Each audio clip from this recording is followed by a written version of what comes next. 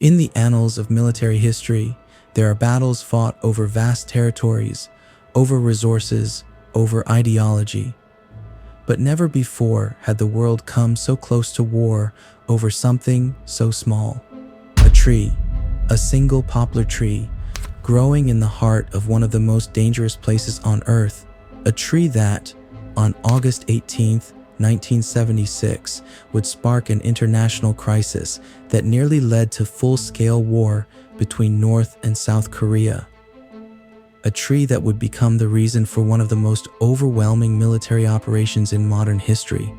But how could a tree, an inanimate object, become the catalyst for such a dangerous escalation? Why did the US military, normally measured in its response, decide to launch one of the most aggressive non-combat operations in history? And most importantly, why did North Korea choose to back down? This is the story of Operation Paul Bunyan, the day the world came to the brink of war over a tree. To understand the gravity of what happened in the summer of 1976, we must first understand where it all took place. The Demilitarized Zone, or DMZ, is unlike any other border in the world. It is not simply a line on a map. It is a relic of war, a scar left behind after the Korean War ended in 1953. The Korean War never truly ended. The armistice signed in 1953 created a ceasefire, not peace. North and South Korea remain, to this day, technically still at war. And the DMZ? It became the buffer zone between two nations that have been locked in a state of constant tension for over 70 years. The most volatile part of the DMZ is the Joint Security Area, a place where both sides are face-to-face, armed, and ready for conflict at a moment's notice. A place where soldiers don't just patrol, they watch, they wait, and they dare their enemies to make a move. A single misstep here could trigger global consequences. And in the middle of this tension-filled war zone stood a tree that no one paid much attention to until the morning of August 18th, 1976. For years, this tree had gone unnoticed, a silent, indifferent observer of the tensions between North and South. But it had become a problem. Its massive branches obstructed the line of sight between two key South Korean guard posts, creating a dangerous blind spot that could be exploited by North Korean forces. So, as part of routine maintenance, a small team was sent to trim the tree. No weapons, no security detail. After all, this was a routine task, something done many times before. But this time, something was different. Within minutes, a North Korean officer named Lieutenant Pak Chol arrived with a group of soldiers.